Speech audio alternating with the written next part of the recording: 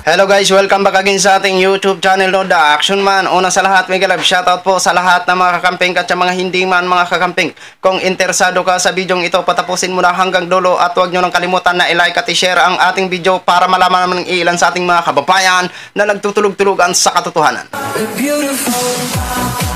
So muli naman nagbabalik ang nag-iisa nyong host na si The Action Man para magbigay ng komentaryo at reaction sa mga mainit ng issue ng bayan. So ito ha mga ka-action, no, may gusto lang ho ako na i-share sa inyo about po ito sa nangyari kay Bong Revilla versus Bong Nebria ho mga ka-action. So ito po kasi ang nasabing issue, ito po ay si Bong Nebria ay nasuspended nga nang dahil sa pagkakamali ho mga ka-action. So wala naman po talagang perpektong tao, lahat naman po tayo nagkakamali. Pero ang tanong ho natin dito, bakit may special treatment pagdating sa mga opisyal?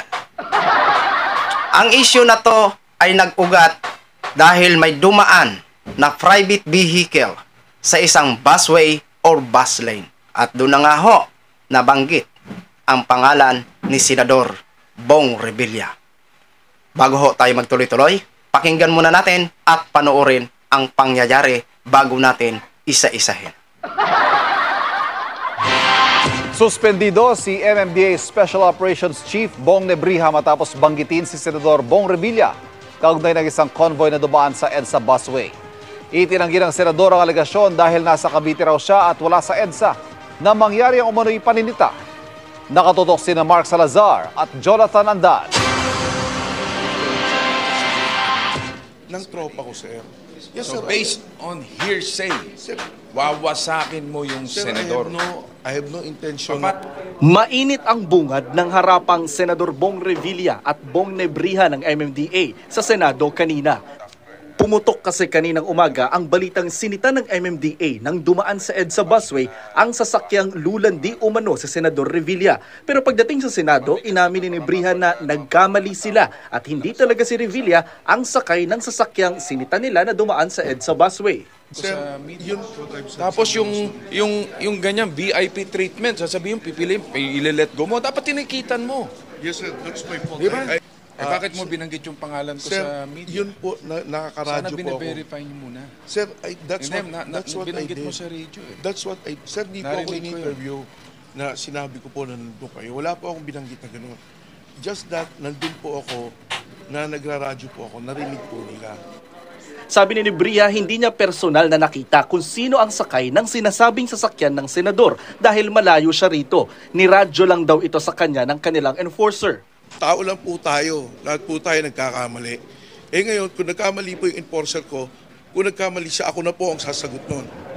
Hindi kasama sa Senado ang sinasabing enforcer. Gate naman ni Revilla, nasa Cavite siya kaninang umaga nang pumutok ang balita. Kaya imposible raw na nasa EDSA siya nung mga oras na iyon. Pumagitna naman si MMDA Chairman Romando Artes at inanunsyong suspendido muna si Nebria ng kalahati o hanggang 1 buwan simula bukas habang iniimbestigahan nila ang insidente.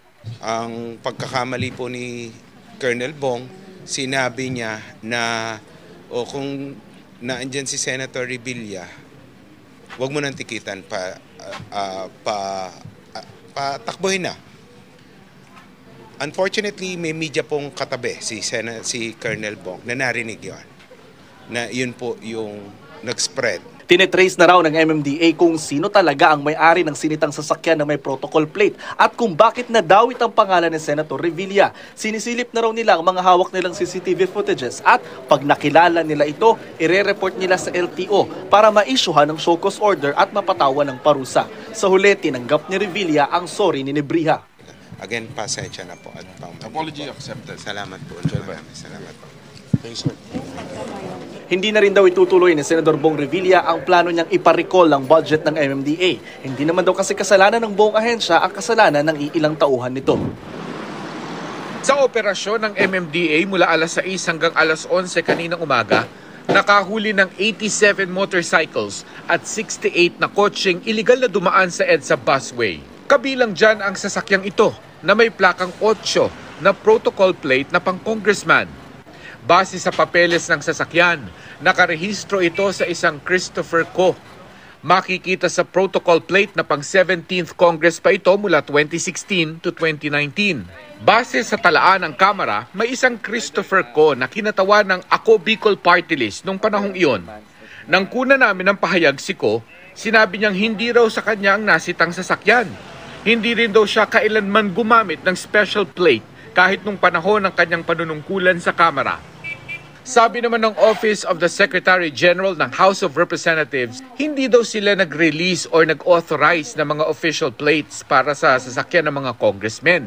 Ipapahuli daw nila ang gumagamit ng number 8 na plaka at kukumpiskahin ng mga expired na plate numbers. Sa memorandum letter ng Department of Transportation sa MMDA, nilinaw nito ang mga pwede lang gumamit ng EDSA busway. Ito ay mga bus sa EDSA carousel, mga on-duty emergency vehicles at on-duty na official vehicles ng PNP.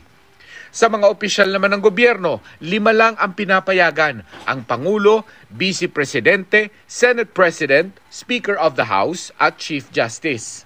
Para So yun na ho mga ka-action, no, napakinggan na po natin at napanood na po natin ang mga nasabing kontrobersyal.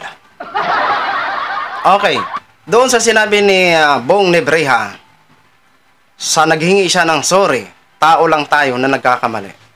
Saludo po ako sa inyo. At least nagpakatotoo ka. Yan ang tunay na lalaki. Aminin ang pagkakamali.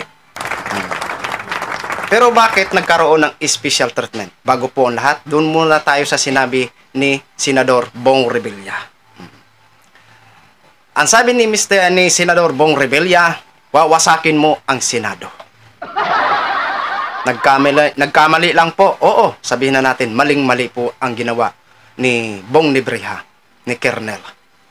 Pero, hindi naman siguro sapat na dahilan yun para sabihin mo ang salitang wawasakin mo ang Senado. Dahil ang sabi ni Bong Revilla, punong-puno na po siya ng paratang. Wag mo naman kasi dagdagan Bong Nebreha kasi, sir. Diba? Okay. Doon naman sa sinabi ni Bong Revilla na, perket ba sinabi na official, is bibigyan mo ng special treatment? Dapat, hulihin mo, tikitan mo. Doon naman tayo mag-question. Ito na ang sinasabi natin. Pagdating sa mga malalaking opisyal o matataas ng opisyal ng gobyerno, may iilan sa atin ng mga enforcer o mga head ng enforcer na kapag opisyal ang dumaan, umaano na agad, bumibigay na agad. Hindi ba pwedeng pare-parehas yan? Dahil opisyal man siya o ordinaryong motorista, dahil sa dumaan sa bus lane o bawal na linya, dapat maging pantay ho kayo, sir Bong Nebreha. Pero nga, dahil sa inamin mo ang pagkakamali mo, saludo ho kami sa inyo. Pero dapat sana sa susunod, wala ho kayong papalagpasin. Kasi alam ko po kung gaano ka po sumita dyan sa mga nagbabiolate ng traffic rules. Ipatupad mo, rules is rules. Manindigan ka na walang mataas na opisyal, ordinaryo man tao, mayaman man na tao, dapat ang batas o rules ay ipatupad mo ng pari-parihas.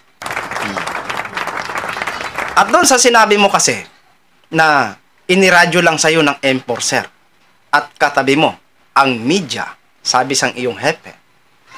Paano na lang ho kung hindi narinig pala ng media at walang media that time? Ibig sabihin, walang issue.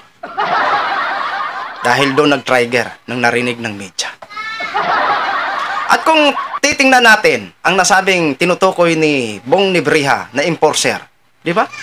Nakabukas yung sinita na pang-opisyal na kotse. Siyempre, nag-uusap yun. Nagtatanong kung sinong laman. Di ba? Di ba?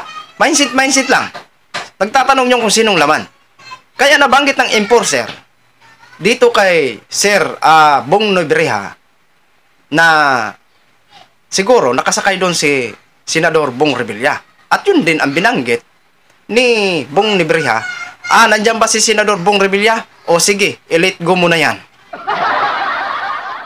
Di ba?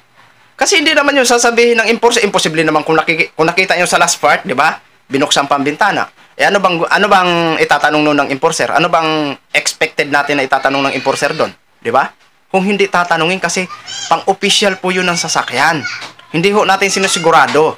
Oo, kung si Bong Revilla po talaga ang laman. Pero ang tanong ho natin dito, bakit nabanggit ng enforcer at na-deliver itong informasyon kay Bong Nebriha kung hindi nalaman ng nasabing enforcer? At bakit hindi yun kasama sa suspended? Na kung tutuusin, siya ang may ugat ng pagkakamali. Kasi hindi naman babanggitin ni Bong Nebriha yun kung hindi binanggit ng kanyang enforcer.